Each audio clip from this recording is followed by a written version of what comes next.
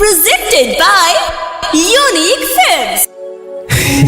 देवी माई हमर पगली हमके भुला गल, हमके छोड़ के चल गल माई। लेकिन हमारा पगली के जहाँ भी रहूं खुशहाल रखे माई। अरे एगो बेटा तो से बस ये मांगता माई। दादा देवी माई हमरा पगली के Music by Gaurav Roshan.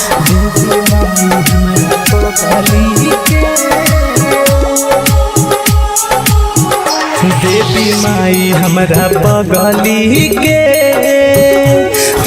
तू ही ख्याल रखी। देवी माई हमरा पगली के तू ही ख्याल रखी। दुनिया में चाहे जहाँ भी रहे ओकरा के खुशहाल रखी। दुनिया में चाहे जहाँ भी रहे ओकरा के खुशहाल रखी। देवी माई हमरा पगली के तू ही ख्याल रखी। देवी माई हमरा पगली के भाई। अरे हमारा पगली के तू ही ख्याल रखी माई। माई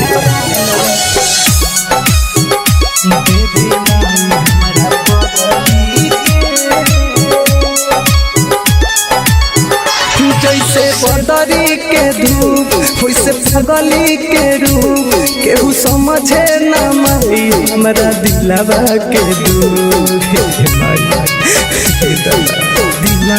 के दुख जैसे बदरी के धूप वैसे पगली के रूप केहू समझे न माई हमरा दिलवा के दुख। हमरा के भले गम दे दिहा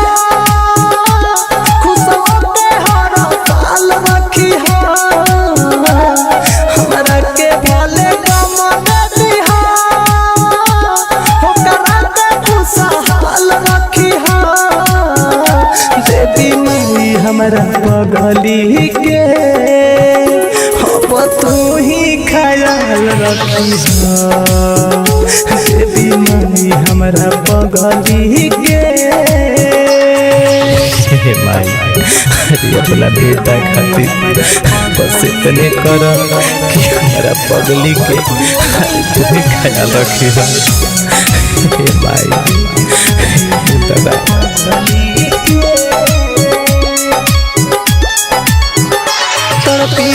तो हम दिन रोज दिन गिन गिन कैसे मेला घूमे आई पर कसहु करा दे।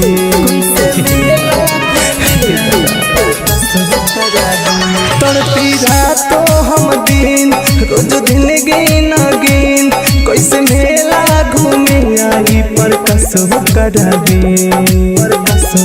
घायल मेरा तुम